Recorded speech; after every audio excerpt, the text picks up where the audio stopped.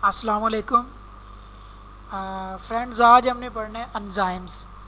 तो एंजाइम्स के रिलेटेड हमने देखना है एंजाइम्स क्या होती हैं। एंजाइम्स असल में ग्लोब्यूलर प्रोटीन्स होती हैं जो गोल प्रोटीन्स हैं, और इनका काम क्या होता है, ये एज ए कैटलिस्ट के तौर पे भी वर्क करती हैं। मतलब किसी भी बायोकेमिकल रिएक्शंस को स्पीड अप कर देती हैं।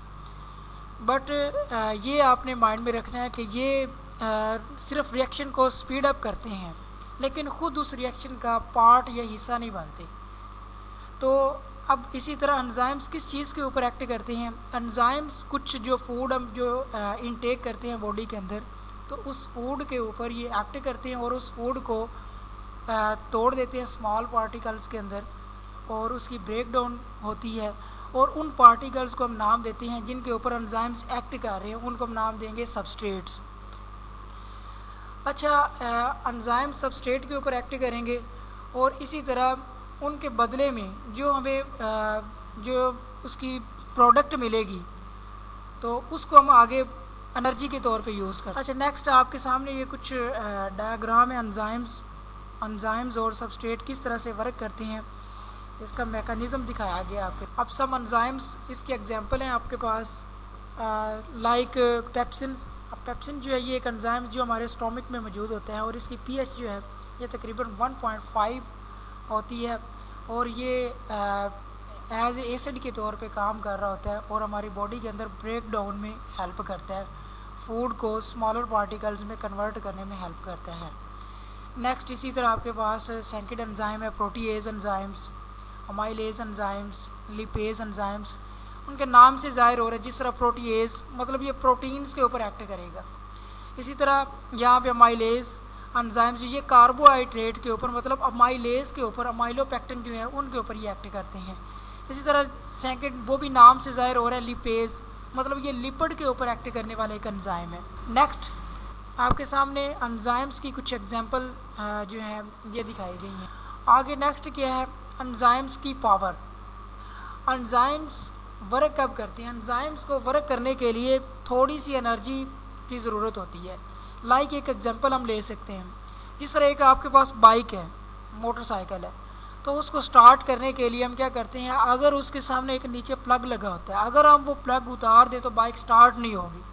सिंपली सेम यही कंडीशन हमारी बॉडी के अंदर रिएक्शंस की है, कि जब हमारी बॉडी के अंदर जो रिएक्शन स्टार्ट करने के लिए उनको भी थोड़ी सी स्पार्किंग, थोड़ी सी एनर्जी देना स्टार्ट में हमें रिक्वायर्ड होगी।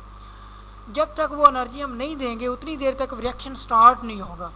तो वो मिनिमम अमाउंट ऑफ एनर्जी जो किसी भी रिएक्शन को स्टार्ट करने के लिए हमें रिक्वायर्ड होती है, उस मिनिमम अमाउंट ऑफ एनर्जी को हम नाम देते हैं एक्टिवेशन एनर्जी। तो ये एक्टिवेशन एनर्जी जो है ये एंजाइम्स के वर्क करने के लिए, मैक्सिमम रेट पर वर्क करने के लिए ये नेसेसरी होती है। ये एक्टिवेशन बतानी है। नेक्स्ट आपके सामने एक ग्राफ के ज़रिए ये दिखाया गया है कि इसमें मतलब रिएक्शन जो है ये स्पीड अप कब होता है और स्लो कब होता है, इसका दिखाया गया। आगे एंजाइम्स। अब एंजाइम्स जो हैं आपके सामने एक स्ट्रक्चर दिखाया गया है, उसके ऊपर एरो से शो किया जा रहा है। अब ये एक एंजाइम है, ये पूरा स्ट्रक्चर जो ये एंजाइम का स्ट्रक्चर है। अब जो एरो शो कर रहा है कि जिस तरफ ये इसका हेड है एरो का, वो ये शो कर रहा है कि एंजाइम के ऊपर ये एक स्पेसिफिक साइट है, एक स्पेसिफिक साइट है, मतलब एक स्पेसिफिक प्लेस है कि जहाँ पे आके किसी भी सबस्ट्रेट ने आके अटैच होना होता है। जबकि बाकी जो एंजाइम की जो सारी जगह है इसके बैक साइड पे, तो वहाँ पे कोई भी सबस्ट्रेट अटैच नहीं हो सकता। मतलब एंजाइम के ऊपर एक स्पेसिफिक साइट होती है जिसके ऊपर आके किसी सबस्ट्रेट ने अटैच होना है, उस साइट को हम नाम देते हैं एक्टिव साइट। मतलब enzymes has a specific region a site, ठीक है, which are responsible for the attachment of a substrate. This is called active site of enzyme. मतलब ये एंजाइम की एक्टिव साइट होगी। इसी तरह जब एंजाइम्स के साथ कोई सबस्ट्रेट अटैच हो जाता है, तो उस वक्त एंजाइम और सबस्ट्रेट का जो कम्बिनेशन होगा उसको हम एक स्पेसिफिक नाम देंगे कि एंजाइम सबस्ट्रेट कम्प्लेक्स। मतलब वो एक कम्प्लेक्स बन चुके हैं। क्या होगा वो कि वो एंजाइम जो है वो उससे सेपरेट हो जाएगा, और उसी शक्ल के अंदर, मतलब एंजाइम के अंदर कोई चेंज नहीं होगी, बट जो सबस्ट्रेट जो फूड पार्टिकल एंजाइम के साथ अटैच हुआ था वो एक नई स्ट्रक्चर के अंदर कन्वर्ट हो जाता है जिसको हम नाम देंगे प्रोडक्ट। ठीक है, तो ये यहाँ पे डायग्राम के ज़रिए भी आपको सारा शो होगा। नेक्स्ट हम देखते हैं एंजाइम के मैकेनिज़्म, जो मैंने आपको सिंपली बताया कि एंजाइम सबसे पहले क्या करेगा, सबस्ट्रेट के साथ अटैच होता है और फिर वो क्या बना देगा, एक एंजाइम सबस्ट्रेट कम्प्लेक्स बना देगा और उसके बाद एंजाइम उसी तरह उससे सेपरेट हो जाएगा और जो सबस्ट्रेट थी उसको कन्वर्ट कर देगा प्रोडक्ट के अंदर। सेम इसके एग्जांपल आप एंजाइम की कैसे ले सकते हैं कि जैसे दो बंदों के दरमियान अगर लड़ाई हुई है, अगर उसको एक बंदा तीसरा बंदा जो है वो उनको आपस में मिला दे, उनकी सुलह करवा दे, लेकिन बाद में उनसे सेपरेट हो जाएगा, उस बंदे को उनसे कोई लेना देना नहीं है, मतलब ना उसको नुकसान होगा ना फ़ायदा होगा, उसी तरह वो सेपरेट हो जाएगा। बट उसने दोनों को मिला दिया, तो एंजाइम का भी वो तीसरे बंदे वाला काम है कि एंजाइम भी क्या करता है, ये सबस्ट्रेट को और इसी तरह मतलब और एंजाइम को इकट्ठा करता है और कम्प्लेक्स बना देता है और सबस्ट्रेट जो है वो बाद में कन्वर्ट हो जाती है आगे प्रोडक्ट के अंदर। अब इसके मैकेनिज़्म के लिए यहाँ पे एक मॉडल पेश किया गया जिसको हम नाम देते हैं लॉक एंड की मॉडल। नाम से भी इंडिकेट हो रहा है कि लॉक एंड की मॉडल, मतलब ये एंजाइम्स को एक तशबीह दे रहा है यहाँ पे कि एंजाइम किसके तौर पे काम करता है, जिस तरह एक लॉक और की है। इस तरह से, जिस तरह यहाँ से लॉजिक ये ज़हन में आता है कि जिस तरह एक स्पेसिफिक लॉक को एक स्पेसिफिक की ओपन कर सकती है, सेम इसी तरह ये भी मॉडल हमें ये बताता है कि एक स्पेसिफिक एंजाइम एक स्पेसिफिक सबस्ट्रेट को कैटालाइज कर सकता है। तो ये इसका लॉजिक है। ठीक है, तो अकॉर्डिंग टू दिस मॉडल, इस मॉडल के मुताबिक एंजाइम, इसका मतलब क्या हुआ कि इनकी जो एक्टिव साइट है वो एक हार्ड स्ट्रक्चर है कि वो चेंज नहीं हो सकती, और जबकि अगर सबस्ट्रेट उसी टाइप का होगा तो वो उसके साथ मिल जाएगी, वरना उसके साथ सबस्ट्रेट अटैच एक्टिव साइट के साथ नहीं होगी। तो ये लॉक एंड की मॉडल के मुताबिक आपने बताना है। तो ये यहाँ पे डायग्राम के ज़रिए ये सारा यही लॉजिक है जो मैंने आप लोगों को बताया है। तो ये बताया गया यहाँ पे जो सबस्ट्रेट के साथ सबस्ट्रेट जैसा एक्टिव साइट होगी तो उसके साथ अटैच होगा, वरना नहीं होगा। अच्छा, नेक्स्ट मॉडल है induce fit model. Induce fit model जो है ये मतलब इसके मुताबिक जो एंजाइम की जो एक्टिव साइट है वो हार्ड नहीं है, वो चेंज हो सकती है अकॉर्डिंग टू देयर सबस्ट्रेट, वो अपने सबस्ट्रेट के लिहाज से चेंज हो जाती है। तो चेंज हो जाती है मतलब जिस तरह का सबस्ट्रेट होगा एक्टिव साइट एंजाइम की उसी तरह अपनी स्ट्रक्चर को बना लेगी और उसके साथ अटैच हो जाएगी, और एंजाइम्स जो है वो सबस्ट्रेट को आगे प्रोडक्ट में चेंज कर देगा। ये इंड्यूस फिट मॉडल के मुताबिक है। जैसा कि यहाँ पे हमारे पास ये डायग्राम के अंदर दिखाया गया, फर्स्ट डायग्राम के अंदर। तो आगे नेक्स्ट इसका पॉइंट है, मतलब जो मैंने आपको ये सारे पॉइंट्स बता दिए हैं, ये स्टेप वाइज यहाँ पे बता। अच्छा, नेक्स्ट देखते हैं चेंजिंग द एक्टिव साइट। अगर एक्टिव साइट के अंदर चेंज आ जाए तो उस वक्त क्या होता है कि जो रिएक्शन है वो सही तरह से प्रोसीड नहीं होगा, तो रिएक्शन के अंदर कोई ना कोई डिसऑर्डर आ जाएगा। जब डिसऑर्डर आता है तो इसके एग्जांपल आपके सामने है कि डीनेचुरेशन हो सकता है, मतलब टेम्परेचर वगैरह जो है वो भी इफ़ेक्ट करेगा एक्टिव साइट को, पीएच भी उसको इफ़ेक्ट करेगी, तो जिससे क्या हो जाएगा एंजाइम की डीनेचुरेशन हो सकती है। मतलब जब इंक्रीज़ होगा टेम्परेचर, एक ऑप्टिमम टेम्परेचर से ज़्यादा बढ़ता है टेम्परेचर, उस वक्त ये काम होता है, मतलब कोई भी रिएक्शन जो नहीं होता। मतलब एंजाइम्स आपके सामने एक ग्राफ दिखाया गया। एंजाइम्स जो हैं, हमारी बॉडी का टेम्परेचर जो नॉर्मल टेम्परेचर है वो 37 सेंटीग्रेड है। अगर हमारी बॉडी का टेम्परेचर इतना रहता है तो एंजाइम्स उस टेम्परेचर पर मैक्सिमम रेट पर काम करते हैं। लेकिन अब 37 टेम्परेचर जब फ़र्ज़ करें 0 से आहिस्ता आहिस्ता टेम्परेचर इंक्रीज़ होता है और उसी तरह रिएक्शन जो है वो भी प्रोसीड होता है, स्पीड अप होता है, लेकिन उसकी एक लिमिट है कि वो 37 मैक्सिमम 37 सेंटीग्रेड टेम्परेचर तक वो रिएक्शन जो है वो प्रोसीड होगा, और 37 टेम्परेचर पर मैक्सिमम रेट पर एंजाइम जो है वो अपना वर्क करेगा। लेकिन अब इससे 37 से टेम्परेचर जब आगे बढ़ेगा, आगे इंक्रीज़ होगा तो उस वक्त रिएक्शन स्पीड अप नहीं होगा। फिर रिएक्शन क्या होता है, फिर रिएक्शन जो वो स्लो होना शुरू हो जाता है। अगर टेम्परेचर फर्दर बढ़ता जाएगा तो एंजाइम्स का जो स्ट्रक्चर है वो ख़राब हो जाएगा, वो ब्रेक डाउन हो जाएगा और रिएक्शन जो है वो मुकम्मल तौर पर रुक जाएगा और एंजाइम्स की डीनेचरेशन हो जाएगी। इसको मतलब एंजाइम के जो स्ट्रक्चर को ख़राब हो जाने को हम डीनेचरेशन ऑफ एंजाइम कहते हैं। तो ये दिखाया गया ग्राफ के अंदर। अच्छा जी, नेक्स्ट आपके पास है इफ़ेक्ट ऑफ पीएच, मतलब एंजाइम्स के एक्शन पर पीएच किस तरह से असरअंदाज होती है। सेम जिस तरह मैंने आपको बताया कि ऑप्टिमम टेम्परेचर जो एंजाइम का है वो 37 होता है। मतलब ऑप्टिमम टेम्परेचर से मुराद ये हम ले सकते हैं द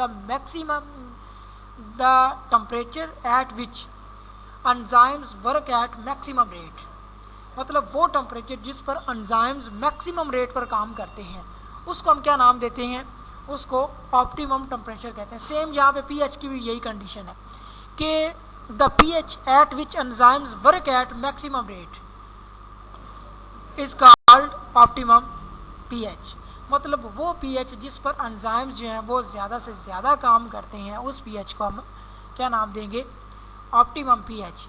तो यहाँ पे आपके सामने कुछ जो है वो इसकी एग्जांपल दिखाई गई हैं। एक ग्रीन कलर का आपके सामने ग्राफ दिखाया गया लाइन, जो कि स्टोमिक के अंदर पीएच को मतलब प्रोटीन को डाइजेस्ट करने के लिए। इसी तरह रेड कलर का आपके सामने एक लाइन रिप्रेजेंट की गई है जो कि आर्गिनेज एंजाइम्स को इंडिकेट कर रही है। ऑर्गिनिन के ऊपर आर्गिनेज एंजाइम एक्ट करता है और वो ऑर्निथीन बनाता है और ये रिएक्शन जो है ये लिवर प्रोसीड। अच्छा, अब नेक्स्ट है एंजाइम्स कंसंट्रेशन। अब एंजाइम्स कंसंट्रेशन और सबस्ट्रेट कंसंट्रेशन को अगर हम इक्वल बढ़ाते जाएंगे, मतलब फ़र्ज़ करें आपके पास एंजाइम्स भी 50 हैं और सबस्ट्रेट भी 50 हैं, तो reaction speed up maximum rate पर होगा।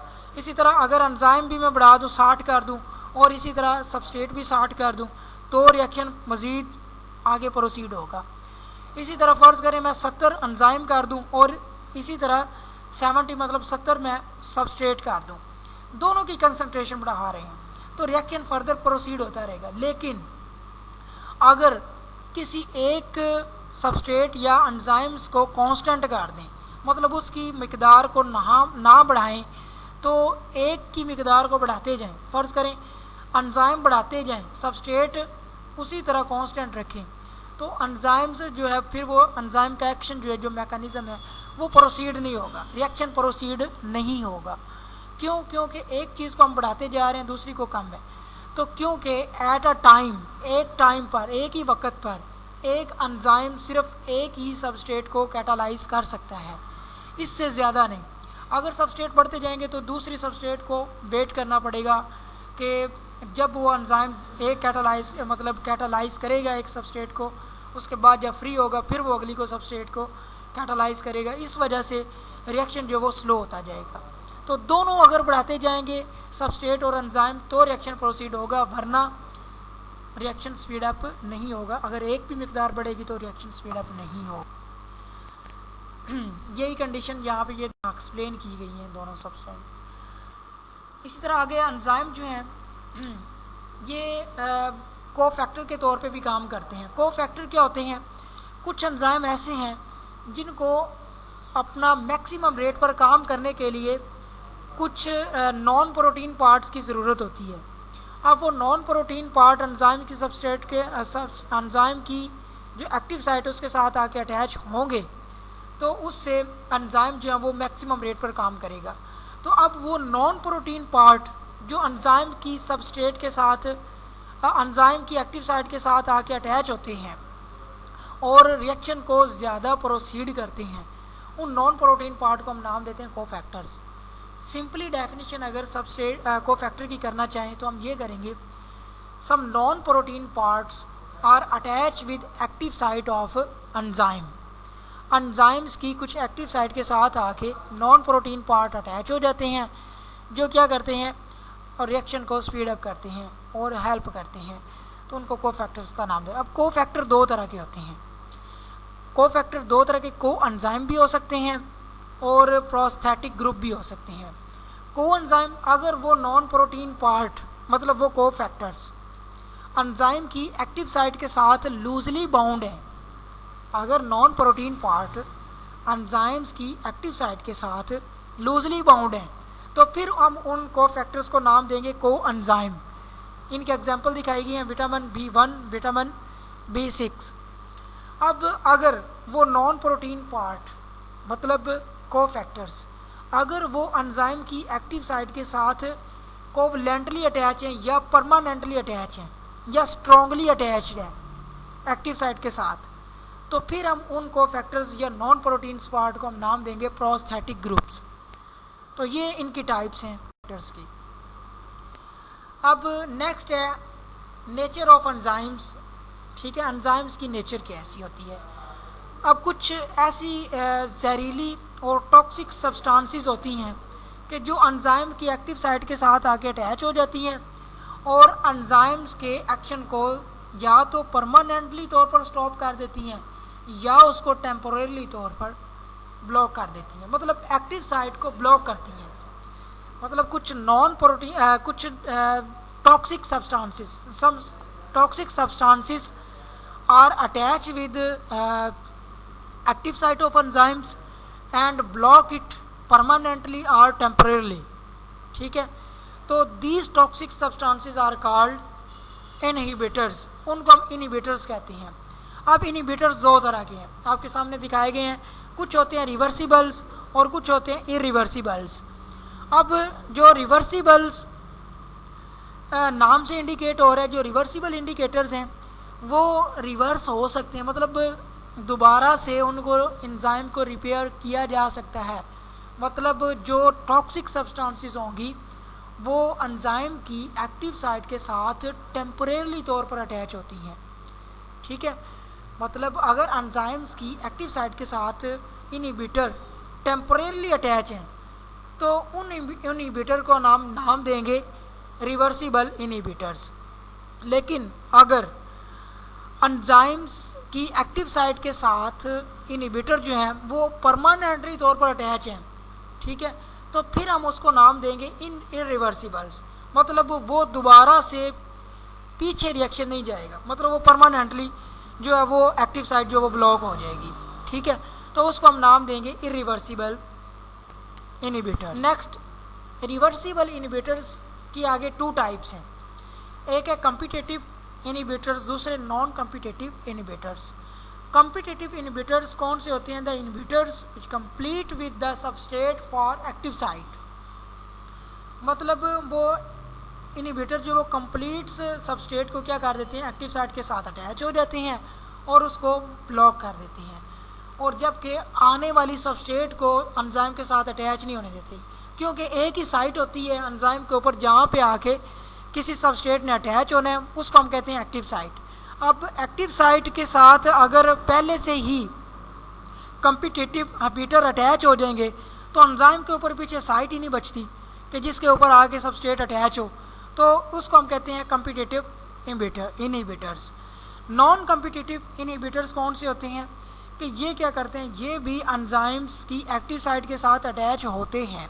ठीक है, लेकिन इसके अलावा उसकी बाकी जो पार्ट्स हैं एंजाइम्स के, उसके ऊपर भी उनको आके अटैच कर देंगे, अटैच हो जाएंगे, और एंजाइम्स की जो मतलब स्ट्रक्चर है उसको कम्प्लीटली तौर पर चेंज कर देंगे। मतलब एंजाइम का जो स्ट्रक्चर है उसको ही चेंज कर देंगे, जिससे सबस्ट्रेट उसके साथ अटैच हो पाएगी, और इस तरह से रिएक्शन जो है वो रुक जाता है। ठीक है, तो ये हमारा एंजाइम्स के रिलेटेड। तो आगे इसकी समरी बताई गई है, तो वही पॉइंट्स जो मैंने आपको सारे बताए हैं उनको सिंपली तौर पर आपके सामने पेश किया गया है। तो ये था हमारा एंजाइम्स के रिलेटेड इंफॉर्मेशंस, और आप अगर नेक्स्ट लेक्चर हमारा देखना चाहते हैं तो हमारे चैनल को सब्सक्राइब कीजिए, और इंशाल्लाह आपको नेक्स्ट इन्फॉर्मेशन इसके बारे में मिलती रहेगी।